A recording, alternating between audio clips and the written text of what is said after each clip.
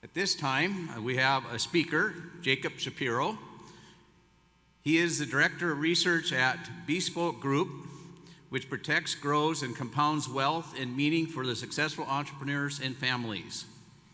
He hosts the Jacob Shapiro podcast, which features interviews with subject matter experts in geopolitics, technology, agriculture, and other fields. Jacob holds a master's degree with distinction from Oxford University and a bachelor's degree in Near Eastern Studies from Cornell University. He lives in New Orleans with his wife and 2 daughters. When he's not tweeting at 4 a.m. about the latest international development or commodity prices, you might find him doing his best Larry Bird impression at a pickup basketball game. Please join me in welcoming Jacob Shapiro.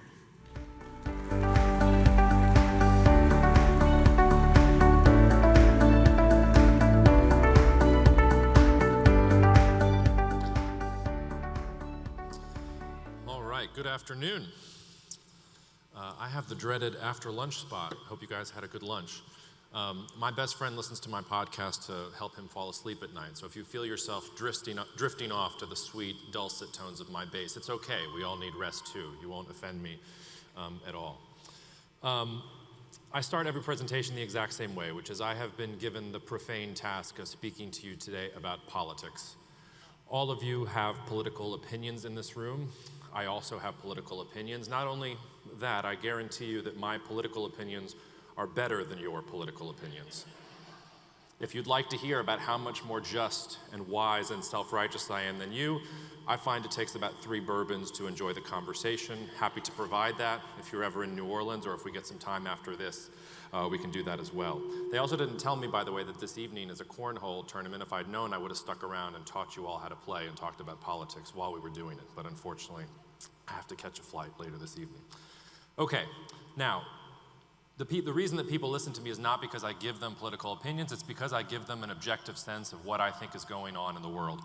If I do my job correctly, you will have no idea who I voted for in the last presidential election. Also, if I do my job correctly, you will not agree with everything that I say.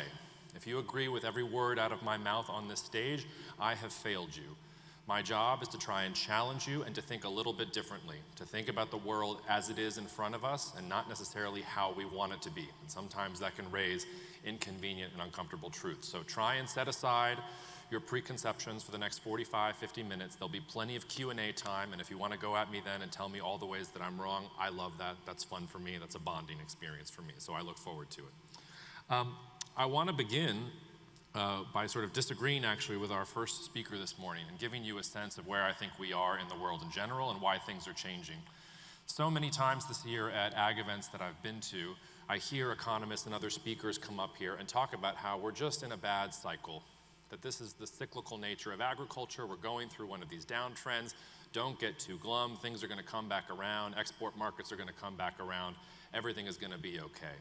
Now, maybe everything is going to be okay, but I don't think we are dealing with a typical agricultural cycle. I think we are dealing with fundamental structural changes in how global agricultural markets are working.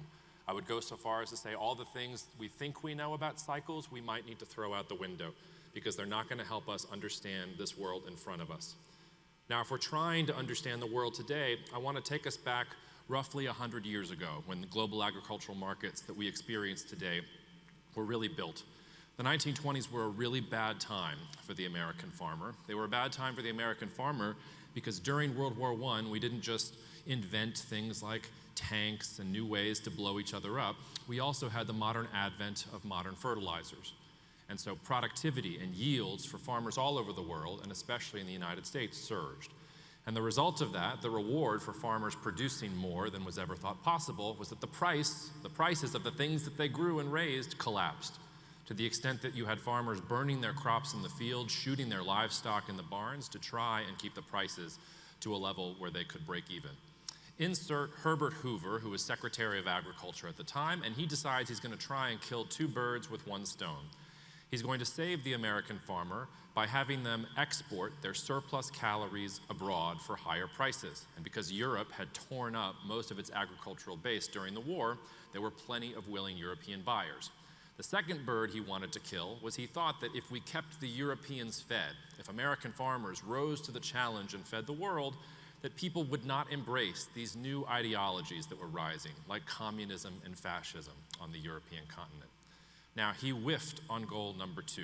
We did not prevent the rise of communism and fascism, but he was overwhelmingly successful for the first goal that he made. And ever since Herbert Hoover, and ever since the 1920s, it has been the job of countries who can export surplus calories to get them out into the world in general, such that when you look at global agricultural markets today, roughly 11 to 28% of countries in the world, depending on what crop we're talking about, can grow enough calories to feed themselves. That equates to roughly about 4 billion people in the world today who would not be able to eat if you were not having countries with surplus export to them. Now, this map that you're looking at, the countries that are shaded darker in this map, the darker they are, the more self-sufficient they are. The lighter they are, the less self-sufficient they are, the more they are importing from those places of surplus. And one thing you should see on this map is that there is an awful lot of light on the map in general. This is how global agricultural markets work today. But some of those countries are never going to grow anything, but the vast majority of them could grow their own food if they wanted to. It is just much cheaper and much easier for them to import it from the United States or Brazil or Russia or some of these other places that can become so prolific.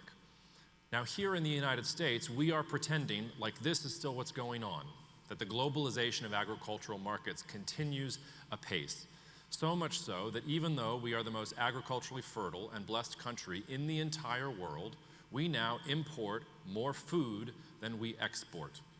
And that is a trend that is predicted to go up over time. Now, the reason we do that is because we can get some things cheaper in other places. So we grow corn and soybeans and wheat and beef and some of these other things, and we do it better than anybody else. We trade that on global markets, we get money for it, and then we go buy things from other places that we need, that we can't necessarily grow in our own markets as competitively. That works wonderfully in a world that is globalizing. That works wonderfully in a world where countries are joining hands at the WTO and singing Kumbaya and talking about how we just have to open up new markets and everything is going to get cheaper and wonderful. But that's not the world that we're living in, and that's not how most other countries, even the ones that currently import from us, are acting right now. Let me bang that on the head a little bit. Look at total corn exports versus the United States and Brazil. Brazil has already stolen our lunch money. We are no longer the low-cost producer for corn in the world.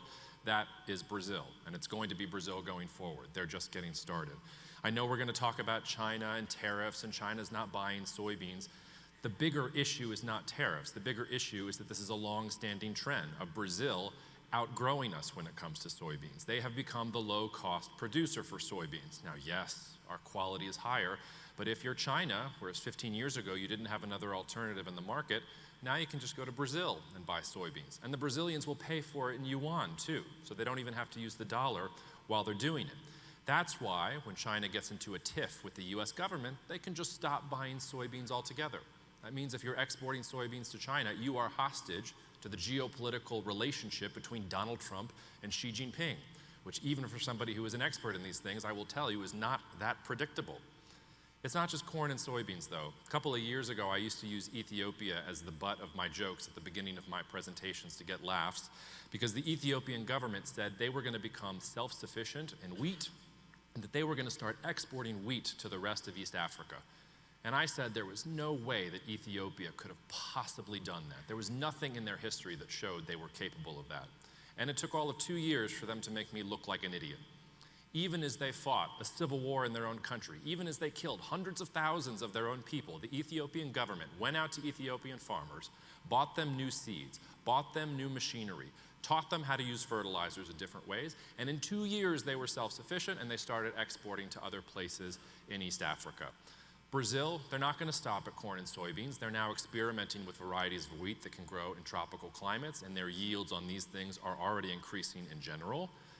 We're going to talk about China a little bit later. We all know that China does not have enough quality land to feed most of its people. That's been the narrative on China for decades. But out of that weakness comes China trying to squeeze every single bit of productivity out of their land that they possibly can. And the chart of what their productivity yields looks like is up and to the right. They are squeezing more and more out of their limited resources, and they consider it a national security issue. They are not going to stop. If I have any pulse growers in the audience, you might have been told that India was your great hope because of all the lentils and chickpeas and things that they consume there. This is an obvious export market for us in general.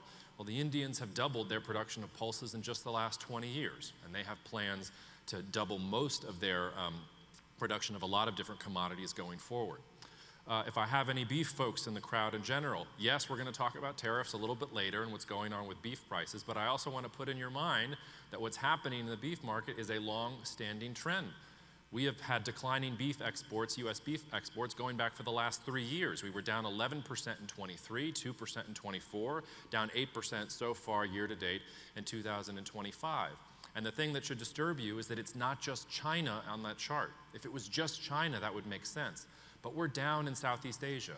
We're down in the Middle East. We're down in Latin America. We're down in places where we should be dominating the market. So we are importing more food than ever, and the people who usually import from us, they're producing their own food, or they're buying from other people. So something here doesn't make sense. And I would submit to you, what doesn't make sense, to us at least, is that today we live in a multipolar geopolitical world. Now, what does that mean? Multipolar is just a pretentious, highfalutin word to say that there is not one dominant power in the global system today. If you can find a less pretentious word for me, please come find me afterwards. I have not succeeded quite yet. I don't care how old you are. I don't care how much experience you have. I don't care how long you've been farming. None of you in this room have lived in a multipolar geopolitical world. For the last 40 years, we have been in a unipolar geopolitical environment. The buck literally stopped with us. We have been the dominant cultural, economic, trade, security, military power, you name it, we were it the last 40 years. For the 70, 80 years before that, we were in a bipolar world, which is not to say it was crazy, although it had its fair share of lunacy, us all ducking under desks to prevent nuclear oblivion. But you had the Soviet Union on the one side and the United States on the other side. And you either had to join forces with communism or capitalism. Everything was refracted through that conflict. The last truly multipolar era in global politics was the 1890s. If you were around in the 1890s, please also come find me, because I would like to know the secrets to immortality. I hope it doesn't involve anything untoward like vampirism or anything else. But in the 1890s, that was the last time we had a multipolar geopolitical order. Now, that sounds scary. It's actually a reversion to the mean. It is not normal for one country to dominate the world the way that we have for the last 40 years. The list of countries and empires that have been able to do that in history is the United States the last 40 years, the British Empire in the second half of the 19th century, and that is your list. There are no other countries or empires that were able to dominate the entire globe the way that we have for the past 40 years. So it feels volatile, it feels like things are changing, but we're actually going to the way that things usually work. This map is a thought experiment of mine. I'm not going to get all of the shadings correct. I don't care if I get it correct. What I want to communicate with this map is I want you to stop thinking about the world as one global, undifferentiated marketplace where we just send out product and they buy it if we produce it the cheapest and best quality. Politics now matters. At the top level, the world is deglobalizing. We are trading with each other less when you look at all of those different figures, and have been so since 2010. This predates Donald Trump, it predates Joe Biden. It goes back to the 2008 financial crisis.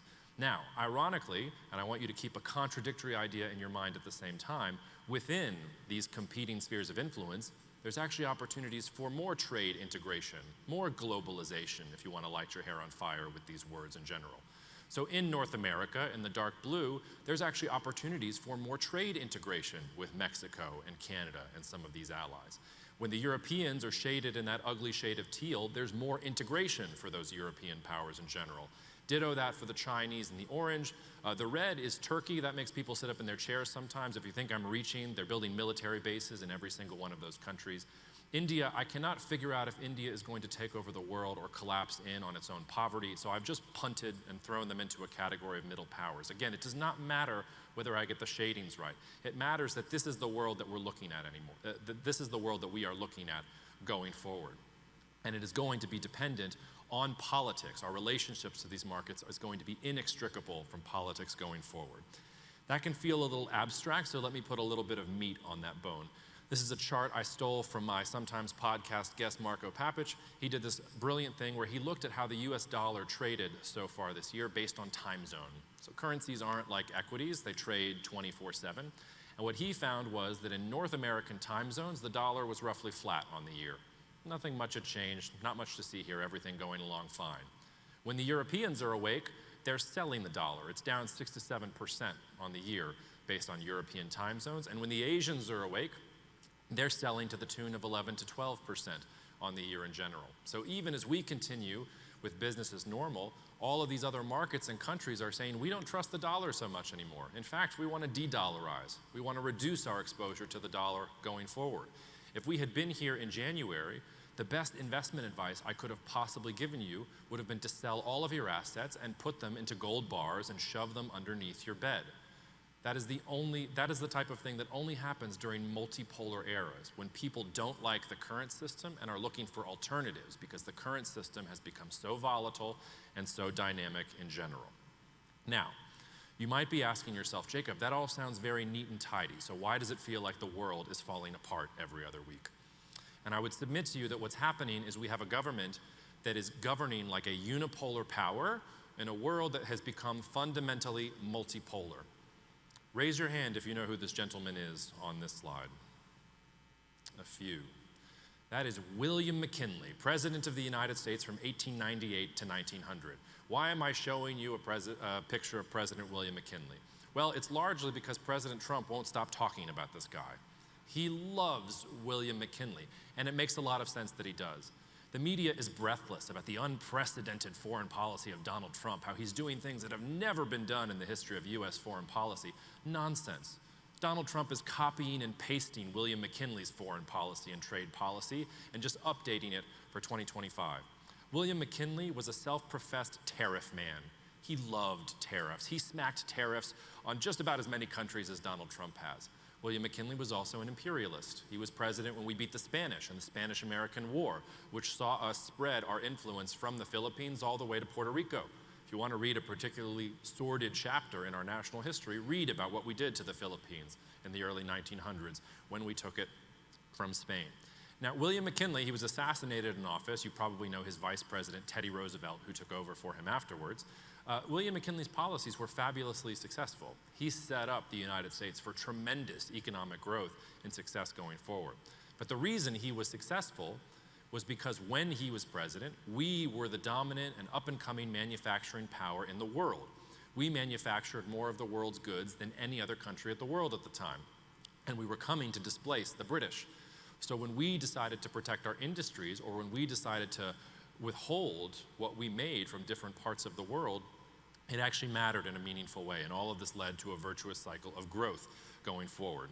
Remember that slide. We will get back to it in just a little bit. Now, when historians look back at the year 2025, I think the first thing they will write about is not the engagement of Travis Kelce and Taylor Swift, is not the Epstein files, is not any of the things that seem to occupy us all the time. I think they will talk about the break in US-Europe relations, which has been the bedrock of US foreign policy since the end of World War II. And it's a relationship that basically fell apart in the course of a week earlier this year. It began when Pete Hegseth started lecturing other NATO countries that they should spend more as a percentage of GDP on their military. Now, if it had just stopped at that, it wouldn't have been that big of a deal. Barack Obama did that all the time. But then a couple days later, Donald Trump called Vladimir Putin on the phone without telling any NATO allies or any Europeans and said, "Hey, Vladdy, I'm tired of this war in Russia and Ukraine. Let's make a deal. Let's make some kind of deal where you stop fighting. We don't have to listen to the Europeans. You just tell me what you want, and we'll figure out how to get it done." And then the very next day, Vice President Vance went to the Munich Security Conference and lectured a bunch of bigwig European officials and told them their biggest geopolitical threat was not Russia, was not China, was not energy security, was not climate change or nuclear proliferation, but rather European censorship laws. And that if Europe wanted to continue to enjoy American largesse and defense, they should say nicer things about the US government going forward. To which the Europeans said, "No, thank you." To which the Germans said, "Let me just get this straight. You want us to spend more money on our military. You want us to convert our auto factories to churning out tanks and ammunition and artillery again. That thing that you fought 2 world wars for in Europe. You want us to start doing that. Is that correct? And they've started doing it. And they're saying that they cannot depend on the United States as a trusted partner anymore. What did we get for all this? Is the Russia-Ukraine war over? No. They continue to fight and kill each other because there is nothing that we can do to make them stop.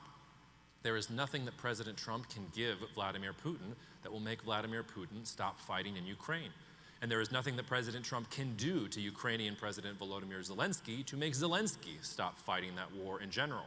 That is a country that thinks it's the top dog, and nobody's actually listening to them on Europe and is starting to doubt them in general. That's just one example, but there are plenty of other examples. Colombia came up earlier. Colombia is a big buyer of US farm products. You might remember, before we even get to the Venezuela nonsense, earlier this year, President Trump and Colombian President Gustavo Petro got into really an adolescent-style pissing contest on social media where they were insulting each other going back and forth. And Petro eventually gave way. He said he would accept some illegal migrants from Trump because that's what Trump wanted him to do. But a couple of months later, Gustavo Petro showed up in China and shook hands with Xi Jinping and said, let's sign up for the Belt and Road Initiative.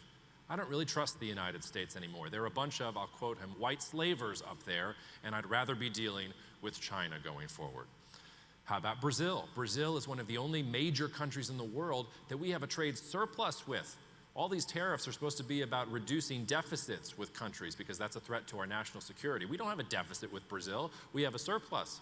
Our problem with Brazil was that President Trump didn't like the way that they were treating their former president, Jair Bolsonaro. And so he said, here's some tariffs for you, Brazil. The result of that was not just to increase the prices of coffee for us here in the United States 50%. It was Jair Bolsonaro, who was probably going to be rehabilitated in Brazil and win the next Brazilian presidential election, has now since been thrown in jail because Brazilians are just as nationalist as you or I. They see a foreign country meddling in their political affairs and they say, no thanks. We'll actually go for the opposite candidate, the one that you like, the one that you're slapping tariffs on us for. We've got a prison cell for him. We arrested a bunch of South Korean workers by accident in my home state of Georgia just because they were there doing their jobs. And we apologized for this, but the South Koreans said, that's nice that you apologize, but we're not going to invest in manufacturing in the United States anymore if we can't trust that you're not just going to arrest our workers because you think they're there illegally. You've, of course, got India joining hands with Russia and China. There are myriad examples here. Perhaps the best example, let's go back to the summer when we had the war between Israel and Iran in the Middle East. The United States told Israel, we don't want you to bomb Iran. What we want right now is cheap oil prices, and you messing around with Iran is not good for oil prices, so please don't bomb them. And what did Israel, a country of 8 million people, which is completely dependent on the United States for its weapons supplies and other things, do? It bombed them anyway. It didn't care that we told them not to. I can't give you a better example of a world that has become multipolar and how we are trying to be unipolar. This is a delusion that continues. I do not know what we are up to in Venezuela. It makes no sense to me. I thought after the second Iraq war, we were done with foreign military adventures to install regimes that we thought would be friendly to our interests in far-flung countries around the world. I hope this is all a big bluff, because the one thing I'm willing to guarantee you is that even if we unseat the Maduro regime, which is as thuggish and authoritarian and gross as any regime the world has ever seen, even if we get rid of them, a liberal democracy is not going to sprout up in Caracas overnight because we used an aircraft carrier to get rid of them. I don't know how many times we have to learn that lesson. Now, I want to talk to you a little bit about China and give you a controversial take about China, but I'm going to back into it gently. I'm going to start here by saying, besides my podcast, if you're having trouble sleeping at night, may I commend to you this book, The Construction of Gothic Cathedrals by John Fitchin. I'm a nerd, so I like it, but I would be the first to attest that it also helps me sleep on nights that I'm a little bit stressed out. John Fitchin is an architectural historian, and he's fascinated by a singular question. He wants to know, how did the Europeans create the Gothic cathedrals that were built in the 12 and the 1300s? We can do amazing things with modern technology. We have clickers, we have cell phones, we have so many things that Europeans from the 12 and 1300s probably would have thought were satanic if they were ventured upon them today or if they were here to see them. And yet, if you told a stonemason in 2025, I want you to build a Gothic cathedral like in Europe, just with the technology that they had available to them at the time, that stonemason would have no idea where to start. We do not know how they built those cathedrals with the technology that they had on hand at the time. Another example I could have made to get this point across to you is the pyramids. There are good faith intellectuals and scholars in the world who think that the pyramids were so beyond the capacity of Egyptians at the time that they were built that they must have been built by aliens, that there is no possible way that human beings could have come up with this. Now, why am I waxing philosophical to you about Gothic cathedrals and pyramids? It's because I want you to understand that civilizations forget things. Just because we were good at something once, 40 years ago, 80 years ago, doesn't mean we get to snap our fingers and say, here's some tariffs, we're going to be good at it again. Remember I told you that William McKinley's economic policies were successful because we were the up-and-coming manufacturing superpower of the world? Well, in 2025, we're the British Empire, and China is the United States. They are responsible for 35% of everything that is made in the world today. If you want to stop and say, okay, Jacob, that's fine, but probably just widgets and chairs and furniture and umbrellas, the things that really need innovation and creativity, there's no way an authoritarian communist regime could come up with those things, right? Okay, let's do value added. They're down to 29%. Our total of global manufacturing has plummeted. And when you add China to some of our other potential rivals and competitors, it's not such a pretty picture. Let me say that point differently. In the year 2000, in that map there, all the countries in blue, those were countries whose top trading partner was the United States. That's the peak of the unipolar moment right there. So when we threaten someone with economic sanctions or trade protectionism in 2000, you bet they listen. In 2024, all the countries shaded in red on that map, those are all countries whose top trading partner was China. So when we go to a country today and we say, hey, we want you to trade a little bit less with China going forward, they say, no thanks. They're our top trading partner. Why should we do that? You're not actually giving us anything. If you look at the top employer in most states of the Union in 1990, a majority of states in the Union, it was manufacturing. All those states in blue, most people were employed in manufacturing. In 2024, all those states that are in purple, top employer is healthcare. There are a couple states in the Union that still do some manufacturing, Michigan, Wisconsin, Alabama. But by and large, we're not a country that makes things anymore. I'm going to bang you over the head with this point just so you know that it's for real. You've probably read about rare earth elements and critical minerals. This has been a big headline this year so far in the news. I actually have a client who has a startup company that's trying to bring refining and processing of rare earth elements back to the United States. Here's the thing about rare earths. They're incredibly poorly named. They're not rare at all. We have plenty of them. The issue is that they're incredibly costly and pollutive to mine and refine. So in the 1990s, when we were the top dog and everybody was joining the WTO and globalization was great, we said to China, how about you do this for us? How about you pollute your farmland and your rivers, and we'll import these minerals and critical commodities from you cheaply so that our iPhones can cost less money, so that we can have as many headphones and gadgets and gizmos as we possibly want because you're going to do it for us. I asked my client recently, hey, if I gave you a magic wand and you could get rid of all the bureaucratic red tape and you could have whatever tax incentive or tax break that you wanted, how long would it take you to bring this refining and processing capacity back to the United States? He said, Jacob, if you give me the magic wand that you're talking about, I think I could do it in 7 to 8 years. Years. We're fighting a trade war with China now, and we're dependent on them for all of these different critical minerals. It'd take us 8 years to find an alternative way to process and refine them. Those cell towers out there, all of the antennae, switches, hardware that actually make the cell towers work, that allowed me to send cat videos to my wife when I was lonely in the hotel room last night. We make a grand total of 0% of those things in the United States. We import it all from Taiwan, South Korea, Japan, and China. The first Trump administration tried to stand up a US company that would produce some of those things in the United States. They started in 2017. They gave up in 2023 after burning through hundreds of millions of dollars, saying we can't compete with the Asians. We give up, we're not going to be able to do it. This one is particularly galling to me. Yes, we have a lot of people employed in healthcare in this country, but we don't make the things that go into healthcare.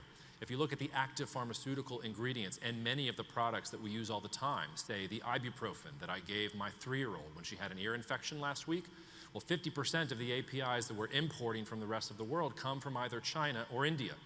So if we stop trading with China and India, I don't have ibuprofen to give my toddler when she has an ear infection. If you want to go further up the value chain, the contact lenses that I'm wearing right now so that I can see all of you, they were manufactured in Ireland. The Invisalign that I use to straighten my teeth so that I don't look like an ogre on stage, that was manufactured in Mexico. And if you've been unlucky enough in your family to have somebody who has cancer and has to get some experimental or high-end treatment, Yes, US research went into it, but those products are actually manufactured in Germany and Switzerland. We don't make these things in the United States in general. We don't make fertilizer in the United States. We import that from places like China, Russia, the United States, and Canada. And here's one of the big ones. The reason for our immense military power in the world, it's not our Air Force, although I'm sure Top Gun and Tom Cruise would like it for it to be that way. It's not the Army, it's our Navy. Our Navy is what makes us exceptional. It's what allows us to project power across wide distances. And there's never been a Navy in world history that is strong or is as powerful as our Navy. If you want to understand why we won World War II, just understand that from 1939 to 1945, in any one of those singular years, we produced more ships than both Japan and Germany combined. They didn't have a chance against us because we could churn out far more than they were capable of producing. Our share of global shipbuilding today is 0.1%.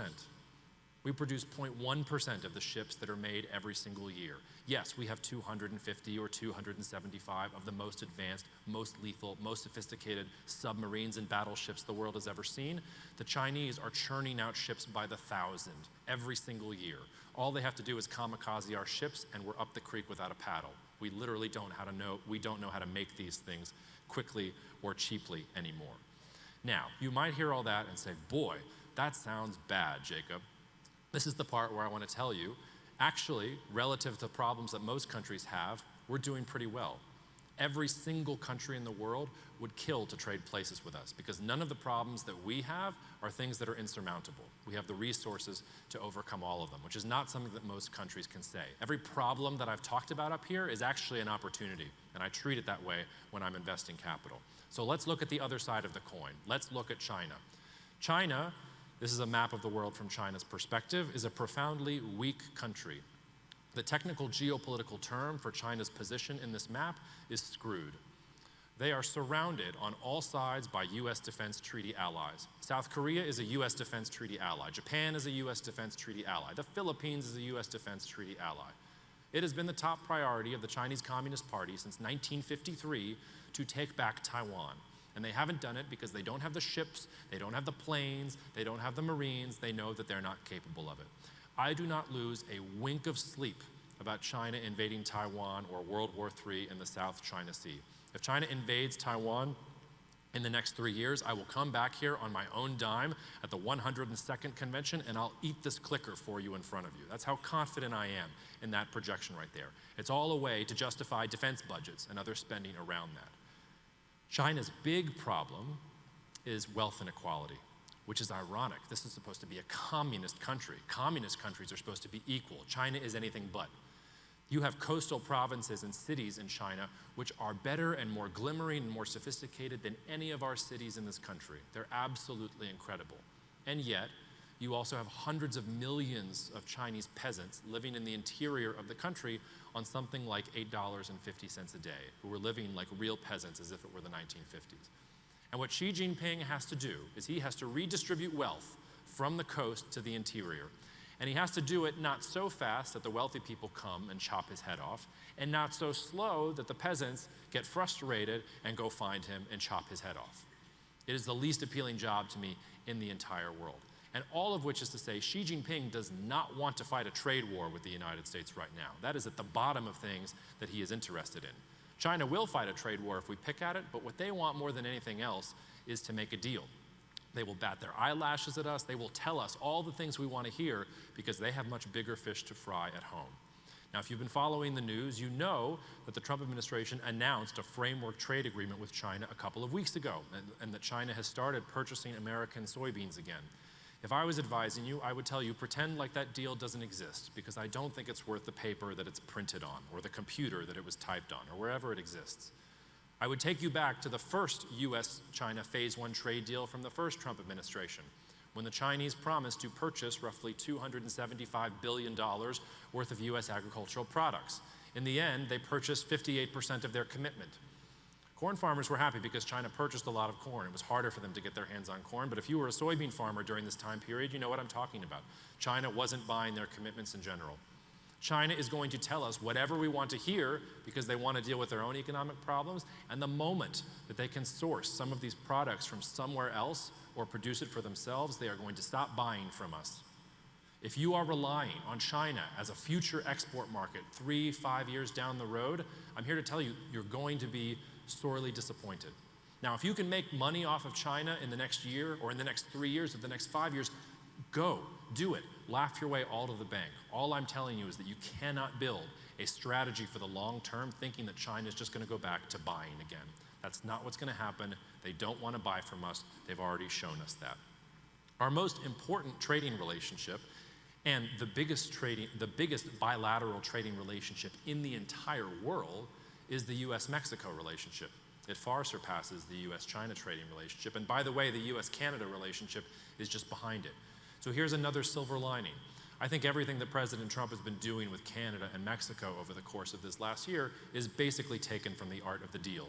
He wants to renegotiate some terms of the USMCA. And I think that will get done by probably the end of summer of 2026. I think that because if we shoot Mexico in the foot, or if we tell Canada over and over again that they should just be the 51st state, we are doing severe damage to our economy. And President Trump is many things, but I don't think he's an idiot. So I'm pretty bullish about Mexico. Last but not least, remember I talked at the beginning about how a lot of different countries would say no to us if we asked them to do things relative to China? We asked Mexico to slap a bunch of tariffs on Chinese goods earlier this year. And last week, Claudia Sheinbaum, who has a supermajority in the Mexican government, wasn't sure she was going to be able to pass those tariffs. It's going to be pretty problematic for the Mexican economy going forward. But just this week, she managed to push them through. Mexico has basically sacrificed its economic relationship with China going forward because it's looking to the north and saying, we want to be aligned with the United States. A former Mexican dictator from the 1920s, Porfirio Diaz, once said, "Poor Mexico, so far from God, so close to the United States," as true today as it was in 1920 or 1921 when he actually said it. So when I say there are more opportunities in North America for us, maybe more than we've ever thought before, this is what I mean. These are the countries that are going to align with us, and these are the ones that should be the centerpiece of our strategy. Okay, U.S. domestic politics. One of the things I love about being a geopolitical analyst is that I don't normally have to touch the dumpster fire that is U.S. politics. I get to explore the rest of the world and what's going on there and explain it. But U.S. domestic politics has become so important and geopolitical in nature that I can't not say a few words about it. And here again, I'm going to give you both a negative story but some silver linings. If you look at U.S. party affiliation going back to the late 1980s, until about 2008, we were equal parts independents, Democrats, and Republicans. And after the 2008 financial crisis, that relationship begins to break down. Now, more than 40% of the American electorate identifies as independent, whereas roughly the same amounts, it's around 23%, identify as Republican or Democrat. I look at that data, and what it tells me is that Americans are sick of the movie that they're watching. They don't like these very vocal and loud minorities that have captured the two main parties in the political system. When most Americans are going to the voting booth, they're saying, what is the lesser of two evils, rather than voting for someone that they think actually represents their views in general. I think Nixon's silent majority is alive and well, and that most Americans are waiting for someone to arise to talk some sense to them, rather than the populist stuff that we've been hearing so much right now. Joe Biden, when he left office in January 2025, his approval rating on the economy was 37%. Yes, his debate performance was awful, but that's not the reason he had to get out of the race. He had to get out of the race because he fundamentally mismanaged the economy, and as my fellow Louisianian James Carville says, it's the economy, stupid. If you want to think about politics and what's going on, it's always going to be the economy. Now, President Trump came to power with roughly a 50% approval rating on the economy. He defeated Kamala Harris largely because people thought he would do better with the economy than she would. But in the latest ABC News Washington Post poll, President Trump's approval rating on the economy is 37%, exactly where Joe Biden's was when he left office. The White House can try and put lipstick on this pig all it wants, but Americans are getting frustrated that the promised economic management and prosperity that we were told was coming is not in the offing. When you ask Americans what their biggest issue is, in 2017-18 it was actually healthcare, but since 2022 when inflation first spiked, it's been the economy. And nothing that President Trump has done has gotten people not focused on the economy going forward. More than that, what we have in office right now is a populist. Now, Joe Biden was also a populist. Kamala Harris was a populist. We don't have anything but populists on the menu right now. If you are a fiscal conservative, somebody who thinks we shouldn't spend more money than we have as a nation, fairly straightforward thing, there is no politician or president from the last 75 years you should admire except William Jefferson Clinton, because he's the only one who cared about fiscal conservatism. He's the only one who balanced the budget and actually led us to surplus. Every single other president, going back to Eisenhower, blows out the deficit to give goodies to the American people and to prop up their poll numbers. And this is a trend that has continued, party to party, administration to administration. President Trump is merely the worst offender, but as you can see on that chart, there have been plenty others, both Democrat and Republican alike. Now, this government would like you to think that it is fiscally conservative. One of the ways they sold that one big beautiful bill from earlier this year was that it was supposed to lead to some cuts that would help balance the budget. The one big beautiful bill is a PR coup, because it's not actually supposed to cut any of that spending until after President Trump is out of office. Now, you show me a president who's going to get elected and follow through on President Trump's cuts to government spending, I will show you a chipmunk that speaks Swahili. This is not something that actually exists. No president is going to do that just because President Trump said so. They're going to do their own thing and their own populist things. In fact, we're going to add considerably to the deficit over the first 2 years of this bill. Whether you agree about migration or immigration or all these other things, I want to point out that we have given ICE a budget relatively equivalent to the entire Italian military. We're throwing money all over the place for issues that the president thinks are going to do good things for his poll numbers. Now, the market is smarter than we give it credit for. The market is looking at this and saying, okay, you know what that means? Inflation. If they're going to keep giving out the goodies, if they're going to keep spending, that means inflation is going to go up. The prices of things are going to go up. If you look at inflation expectations in the economy over the last 30 years, they are almost off the charts. If you look at the yield on the 30-year Treasury, and we can do it for any one of these instruments, we're not back at the stagflation levels yet of the 70s and 80s, but we're certainly higher than we've been since 2008, and we're going in the wrong direction. Also, just psychologically, we've got an entire generation of young people who have grown up thinking that 5% interest rates are high. They don't remember what it was like in the 70s and 80s when 12% interest rates might have seemed good to them. They don't know how to operate in that environment. It hurts their brains to even think about it. If you look at the US dollar, we've had a pretty substantial decline in the value of the US dollar this year. This is something that I expect to continue going forward. The good news is that maybe that makes our exports a little bit more competitive. The bad news is that we're hemorrhaging influence of the global reserve currency when we're trying to secure trade deals with some of these other countries that we're talking about. Now, when the government shut down, we lost most of our data tracking for 43 days on the CPI and where prices were going in the economy. So this is all data back to August, September 2025. But what I want you to see here is you can see again very clearly where Joe Biden lost the election, but you also don't have to be an economist to look at that chart and see that prices are rounding the corner in the wrong direction, that they're starting to make a smiley face and they're starting to come back upwards. One of the reasons I would tell you that we haven't felt this as much as we might have is because energy prices for most of this year have been incredibly subdued. And for this, we should give President Trump some credit. He managed to strong-arm the Saudis into pumping as much oil as they possibly could to keep those energy prices low. Again, because he's a populist. He cares about pushing up his poll numbers because he wants those prices low. But the last CPI print before the government shutdown, energy was starting to pick itself up off the map. Even with the Saudis pumping as much oil as they're pumping, energy costs are starting to rise for the average American consumer. Very quietly last year, we had record low prices for natural gas in recorded history for the US consumer. Over the last couple of months of this year, they've started to ascend upwards. Part of this is more demand from things like data centers and AI. Part of this is actually we're exporting the LNG to the Europeans, and they are willing to pay higher prices than your normal American consumer. Now, what does all that mean for food?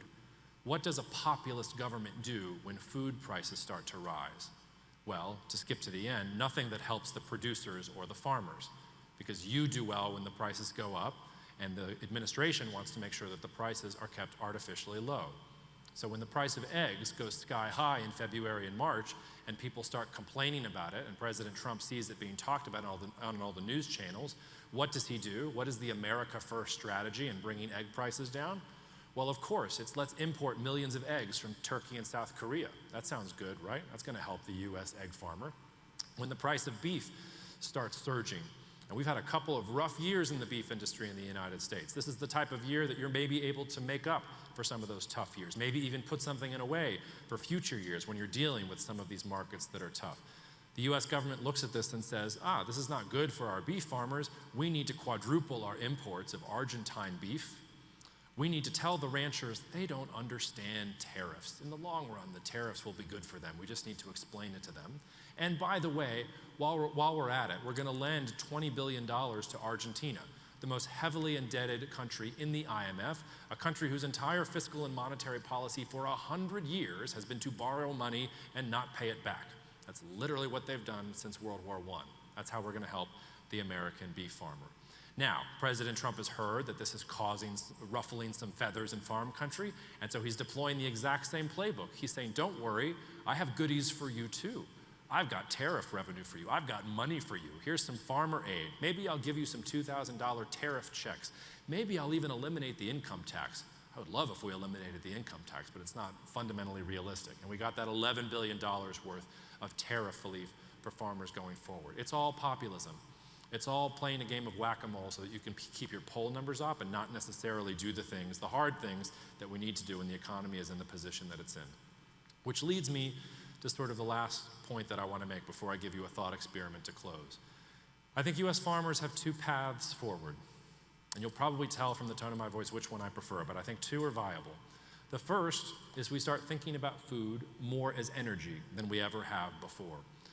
For the first time since the 1950s and 60s, we are seeing huge growth in electricity growth consumption in this country. In the 1950s and 60s, that growth came because we had suddenly refrigerators and freezers and air conditioning. I would not live in New Orleans if it were not for air conditioning. I would not survive. One of the interesting things about the rise of the internet and cell phones is that those things did not consume that much power. Our growth in power consumption was relatively flat, plus we had the shale revolution and we were doing very well. That's not true of AI. AI is power hungry. It wants to consume more and more and more energy. And if you look at the estimates about how much we are going to consume going forward, it's pretty frightening. Meanwhile, the shale revolution might have peaked. Yes, we're producing a lot of oil and a lot of natural gas, but we're starting to see a plateau. Maybe the best wells have already been drilled. Maybe we're getting diminishing returns on those alternative energy resources that we've gotten so good at harvesting for the American economy. Maybe Taylor Sheridan's Landman is the top of the market. Maybe we should identify it as it's probably only going to go down from here, because that's what it looks like when you frack a well. You get a big increase in production and then it goes down in general. So if we need every single electron, and if we are going to start seeing some crunches on the energy sector coming forward, then maybe we get a repeat of 2005. It's hard to put ourselves in the shoes of 2005, but at that time, energy insecurity was our biggest geopolitical problem. If somebody had told the Bush administration we were about to have the shale revolution, they probably would have all lit their hairs on fire. They would have said, what are you talking about? That's not possible. And in 2005, we embraced ethanol as a strategy to try and make sure we had energy security in this country. I think a similar moment is probably coming in the future. And is it going to be renewable diesel? Is it biodiesel? Is it sustainable aviation fuel? Is it something that hasn't even been invented or marketed yet? I don't know, but I know that we're going to need a lot more energy in this country going forward if we're going to achieve all these glittering things that AI is going to do. And right now, our consumption of biodiesel is relatively unsophisticated. A lot of it is in transportation, almost none of it in residential, commercial, electric power. That's a massive opportunity there going forward. And you're already seeing this start to slowly change markets. The way that we're using soybean oil now in terms of percentage of soybean oil that is used for biofuels in general. The way our biofuels production capacity, yes, maybe it got over its skis a little bit at first, but is slowly inching upwards. This, by the way, would be a tremendous place for the US government to use tariffs to make sure that biofuels and feedstocks from other parts of the world, which is better for the energy companies but not good for you in this room, be good if we kept those things out so that the American farmer could get higher prices for that soybean oil or corn oil and things like that. US biomass diesel imports have been going up considerably. We give the Trump administration a little credit. They've been down in 2025, but they've also been talking about, well, maybe we need to help the energy companies out a little bit because their prices are going up as well. So maybe food as energy is one door that we can go down. But door number two, and the one that I have a little bit of preference for, is why don't we start thinking of food as food again? Why don't we start growing food to actually eat it rather than thinking about all these other ways that we're currently using it? This is a chart from Purdue University. It's measuring competitiveness of a U.S. corn farm in Iowa versus Argentina, Brazil, Canada, and Ukraine. We could do it for just about any of the bulk commodities that we're talking about today. We're not competitive. We're not the low-cost producer. We can't compete with Ukraine. We can't compete with Canada. We can't compete with Argentina and these other places. We are going to spend more money to produce those things in general. Meanwhile, some interesting things are afoot in the U.S. consumer market. Americans spend a share of disposable income on food at a lower rate than any time in recorded history. I could only find a clean graph going back to 1964, but I know going back even to the 1920s that we continue to spend less and less of our disposable income on food. So food is actually more affordable for us. And yet, keep another contradictory idea in your mind, the amount of per capita food spending that we're doing in the United States is increasing. So even as food makes up a lower share of our overall budget because you guys have gotten so good at producing it and lowering the cost of it, Americans are actually spending more on food in general. And as we talked about earlier, what are they doing? They're importing the things that they can't get here from abroad. Now, some of those things we're not going to make here. Someone should tell Howard Lutnick. We are not going to make bananas in the United States. We're not going to grow coffee in the United States.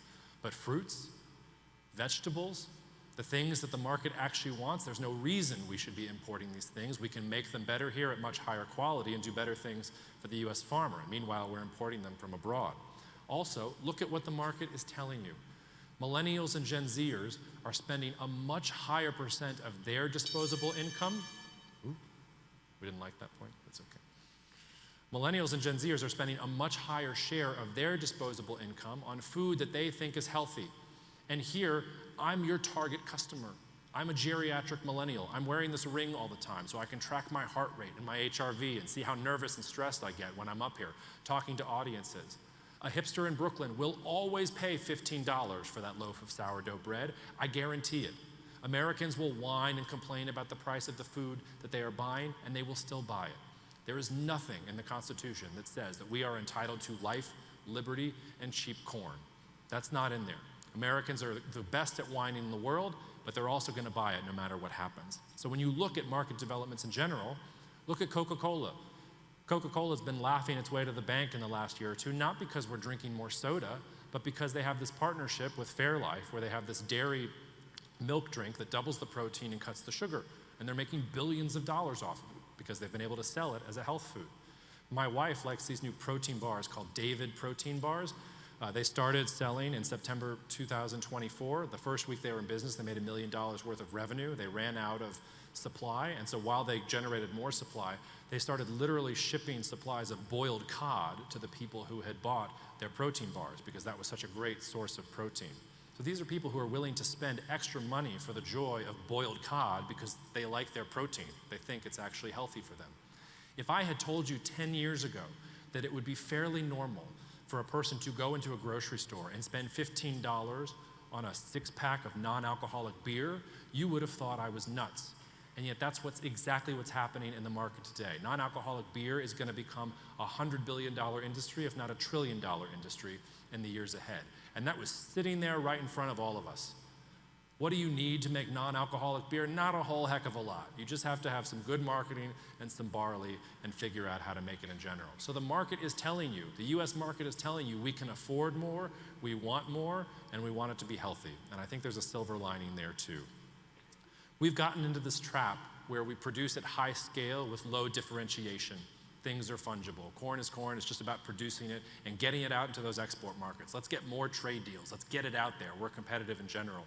But I would advise you that we need to go to high scale, high differentiation. We need to show why what we grow is different. We need to explain to people why it's worth spending more money on it and some of the things that come with it. Americans have been told for 100 years that it is their job to feed the world. American farmers, the task has been put on your shoulders to make sure that the world does not go hungry. And it began with the propaganda of the 1920s, and it was a noble endeavor. I'm not sliding it in the slightest. Here's a belt buckle I found in an antique shop a couple weeks ago. It's American Farmers Feed the World. It's from the 1980s. This is a trope that you hear over and over again. People are going to starve if we're not out there feeding them. But I would submit to you that our most important export market and our biggest opportunity going forward is our own country.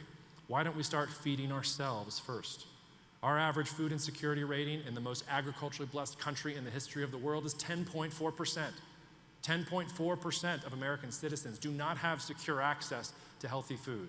Down in the bayou in Louisiana, where I'm from, we do this incredible thing where we're above the 10.4% national average on food insecurity, and we're above 50% on obesity. Don't ask me how it works, but it's just the way that we do it. I think there is a huge opportunity for us to think about this. And if I had a magic wand and I could get the US government to do one thing to help farmers, it would be to help build infrastructure that would allow farmers to actually service local markets, because everything we have right now points out. Because the government, the lobbying groups, everything else, they want you to export to these other countries because that's how we've been doing it for 100 years. I want to close with this thought experiment and then hear all of your questions and disagreements. One of the questions I get most often is, Jacob, how do you stay sane? It seems like the world is falling apart. And then I read this article from a couple of psychologists in Nature magazine, and they had this incredible data set going from 1949 to 2019, where the average American was being asked questions like, do you think morality is declining? Is the world getting worse? Do you lock your door more at night? Do you trust the next generation?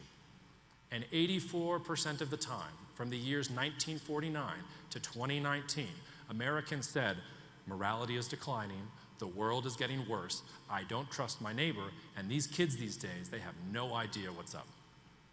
They didn't have that data set as long for all the countries in red. They only had it for 1996 to 2007, an era that I regard as the peak of human civilization based on the music that came out during that time period. And even during that time period, when we were listening to Third Eye Blind and wearing fanny packs, 80% of people in all these countries in red said morality is declining, the world is getting worse, I'm locking my door more at night, and I don't trust these young kids these days. These psychologists looked at this and they concluded two things. The first is we like negative information. It is like junk food for our brains. We click more on negative articles. We read them to the end. It's why media keeps on giving us the negative things, because that's actually what we want. When you're driving down the street and you see a car accident, if you're like me, you're telling yourself, I'm not going to stop and look at the car accident. I'm not going to stop. Of course you're going to stop and look at the car accident. That's what's going to cause the traffic jam backing up for 5 miles, just because we all have to look. Conrad called this fascination of the abomination. But the second thing that they found is what they called the nostalgia effect, because we forget all that 15 years later. It's always today that sucks. It's always today that's bad. The things that are happening today are the things that feed our junk food brain. So if I'm lucky enough to be with you at the 109th annual convention, I might actually say things to you that would make sense, like, don't you miss 2025?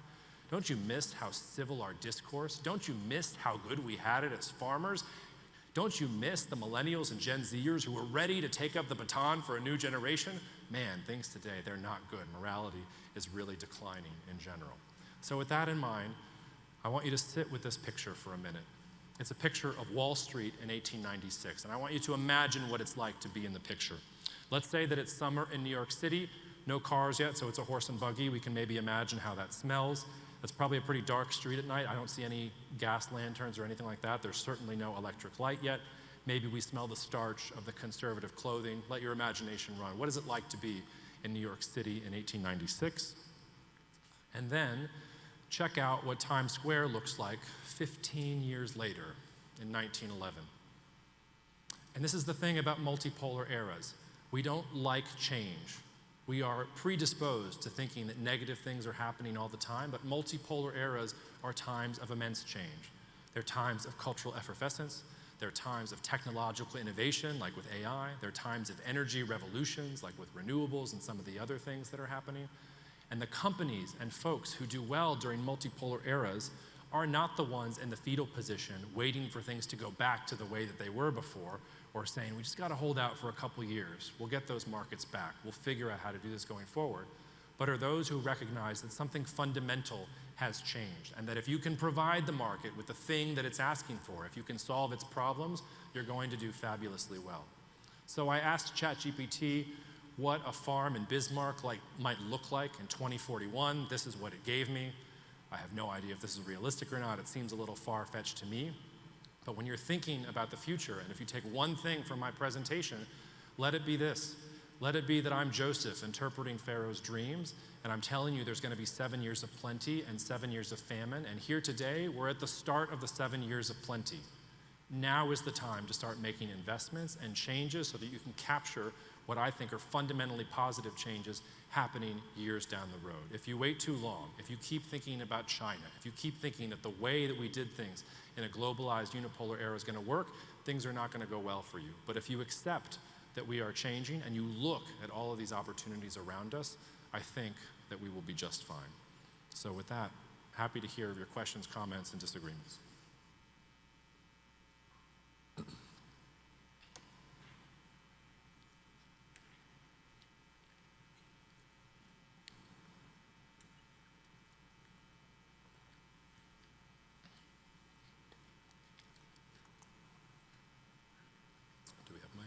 Also, if anybody wants the slides, just email me and I will get you a copy of the slides.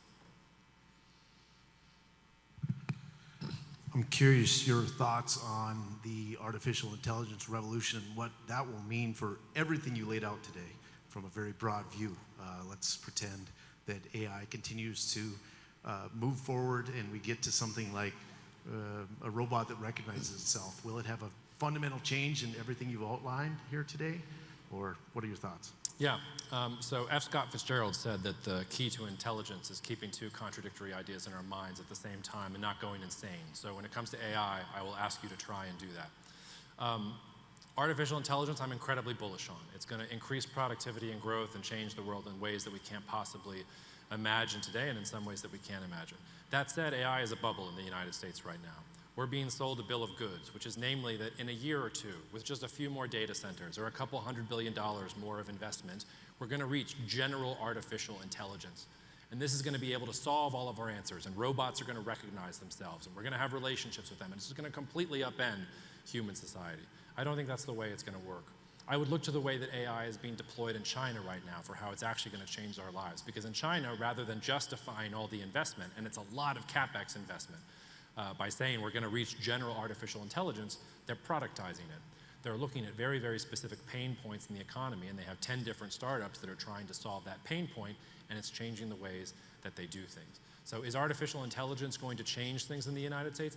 Absolutely. If you're in the services economy, you can be way more productive than you possibly were before. A lot of different things that you used to have to rely on yourself for, you're going to be able to use AI. So we're going to get those increases in productivity growth in general. But is it going to fundamentally change things? Or are there not going to be jobs for our children anymore? Absolutely not. The last thing I'll say on this is I think that 2025 there was a market fad about AI, and I expect that to pop in a little in 2026. I think the market fad for 2026 might be robots and robotics, because the way things really start to change is when you start automating some things that right now require human labor. And we haven't had to do that yet because we've had immigration in this country. Now, whether that's good or bad, again, we'll need bourbon for it, but we've been able to rely on low-cost labor that always wants to come across the border to do the jobs that we don't want to do. A country like China, which nobody wants to go to build a better life, doesn't get to do that. So what do? They deploy 1 out of every 2 industrial robots that's deployed in the world today. Chinese manufacturing workers are also losing their jobs. They're losing them to robots in general. Now, as you probably know, our migration numbers and encounters at the border are at record lows. And what I think that means is that in 2026, as we start staring down the barrel of maybe labor shortages, or at least a tight labor market, we're going to start looking at robotics and the relationship between robotics and automation and AI, and some interesting things are going to happen there. So the answer to your question is yes, AI is going to change everything, and no, AI is not going to change everything. And it's the same answer both times. You kind of answered the question I was going to ask you on the migrant labor. You mentioned that we could grow some of these things in this country that we are now importing. How is the lack of migrant labor or any other kind of labor going to, how are we going to do it? Yeah, going back to Nixon's silent majority, a large majority of Americans since the 1980s have been in favor of immigration law reform. It's something that we all want and that neither party has been able to deliver with us in general. One of the great strengths of the United States is it is able to attract the best and the brightest from other countries and bring them here. It also attracts that unskilled labor that you're talking about as well. And we're beginning to see some challenges with that. We're blocking the unskilled labor from getting across the border. We're cutting science and research spending. Our universities are no longer the top choice for many other folks in the world. So I think that this underlying strength, and something that has been a deep source of strength of the United States going forward, is going away. And so that means if you are, say, a manufacturing entity, you need to think long and hard about redeploying your assets to Mexico or someplace where you can get that labor. You need to think about, is the US government going to have relations with countries that will allow us to bring in that labor?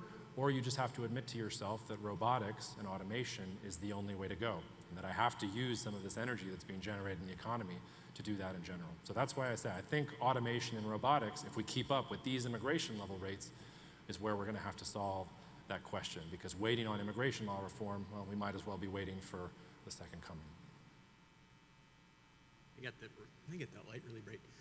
When you talk about deglobalization, can you kind of put it into a realm of developed countries, populations are plateauing, if not even declining? We see that here, China, Europe, and everything like that.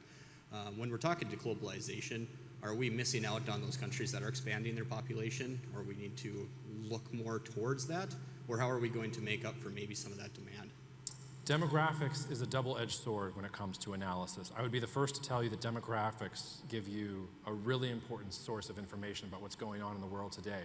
But the hubris of trying to predict what's going to happen with demographics 10 years down the road impresses even me, who gets on stage and thinks he knows things about what's going to happen in the world. Because if you're projecting demographic trends 10 years out, what you're really saying is, I know roughly how many babies every single woman in the world is going to be having. And that's a decision and a process that is almost impossible to imagine. And these things can change very quickly. China's one-child policy, which was a response to people fearing that we had too much population, completely changed China's demographics. So now everybody says, well, China's demographics mean that it's not going to be able to grow in the future too, right? Well, I would point out two things. Number one, we have those hundreds of millions of peasants living on $8.50 a day.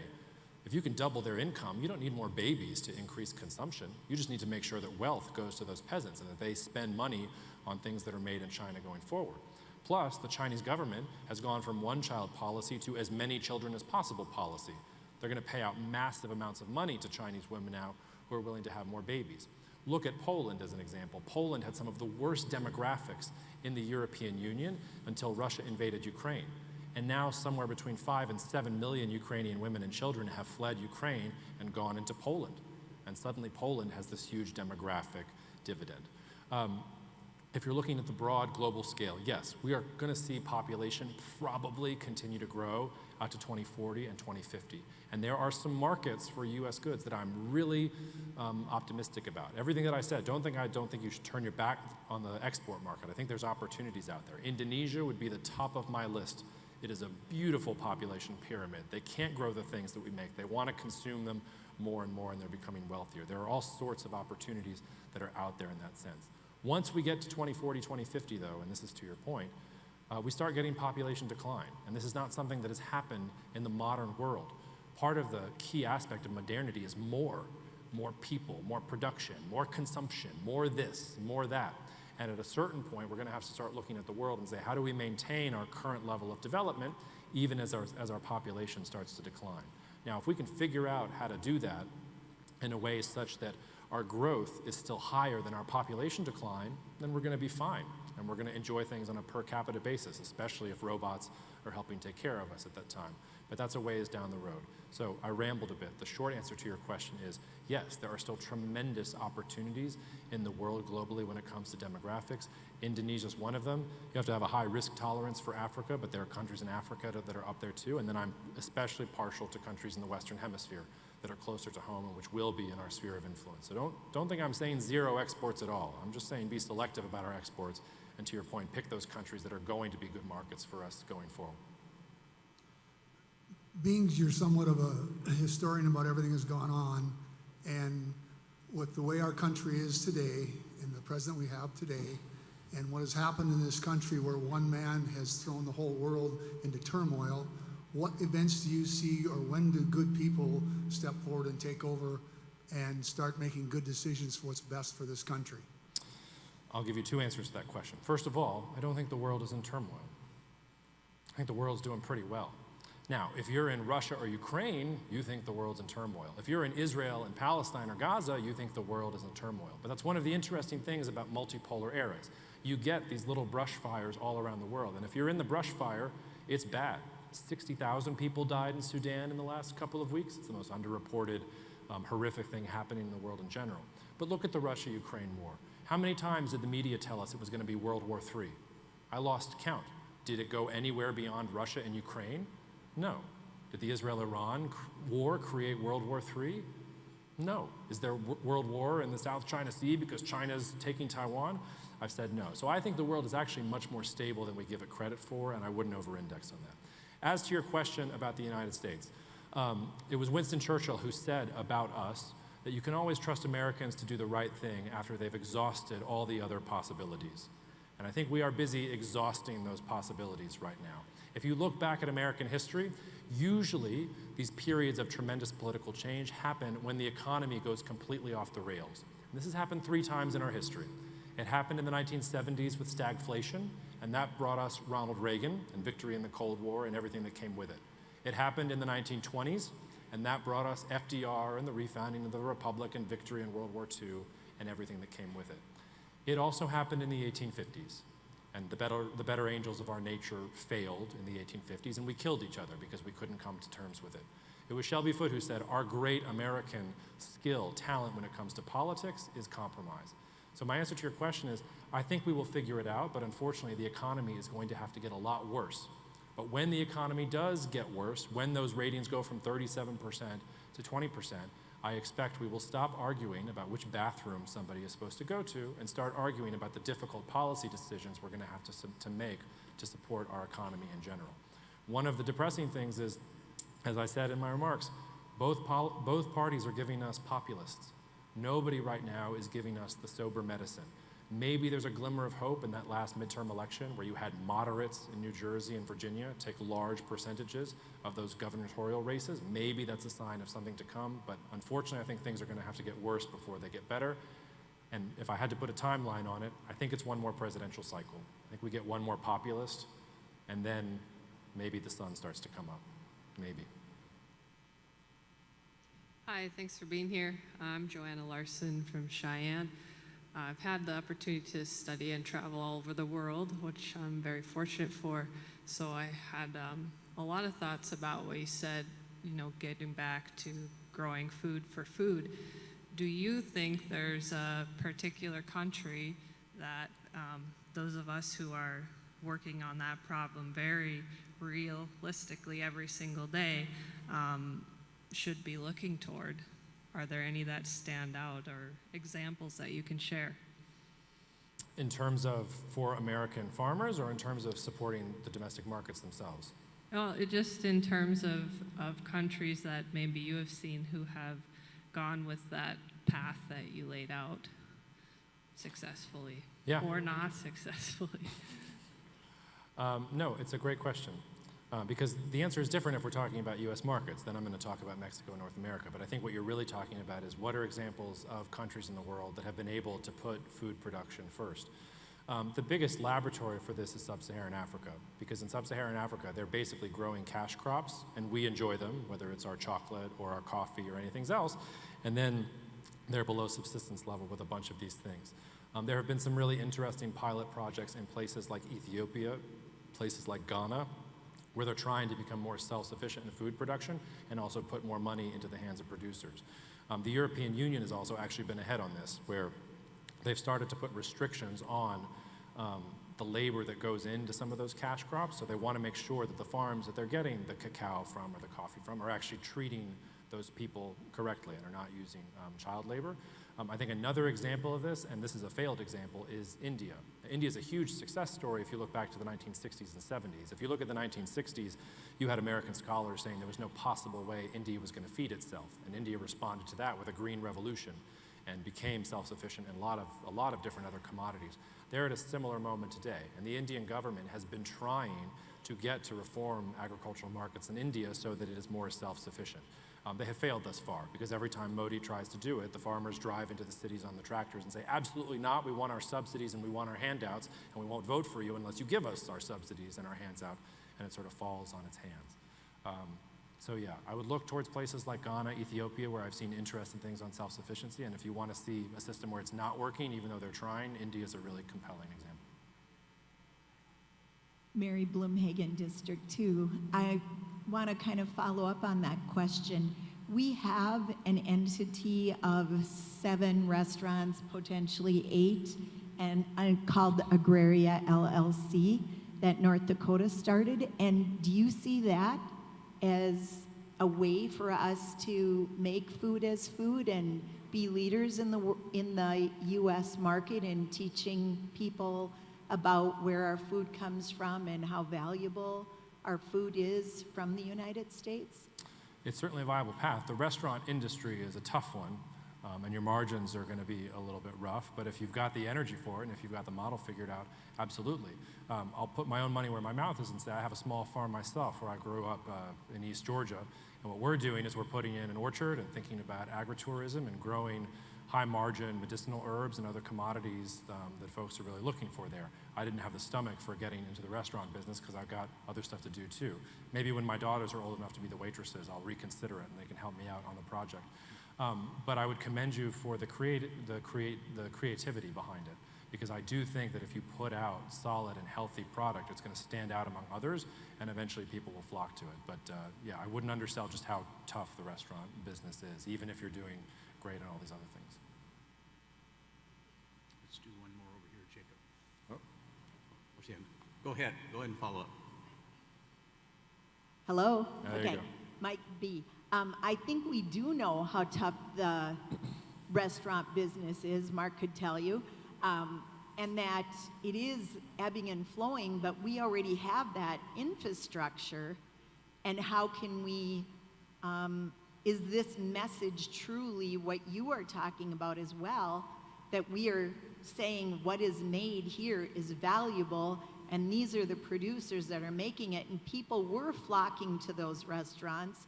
How can we grow that or spread it across the U.S.?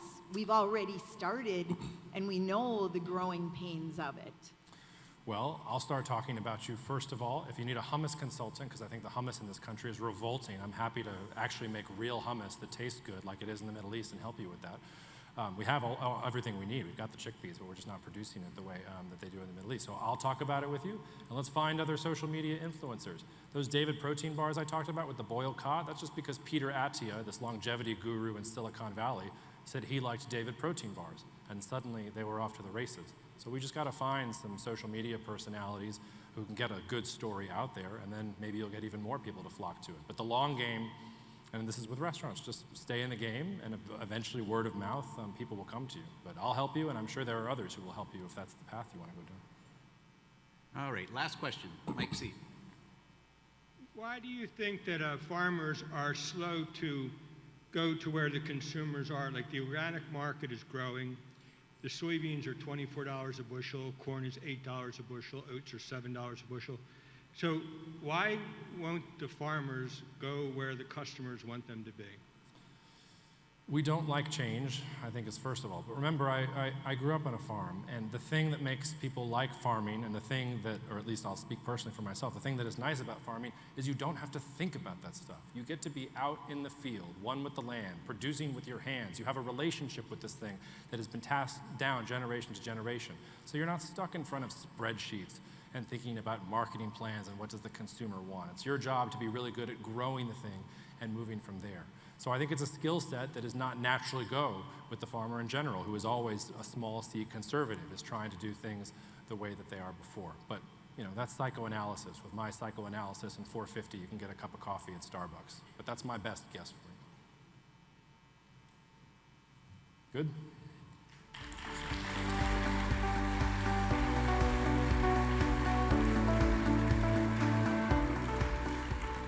Thanks again, Jacob. One more round of applause. Very nice.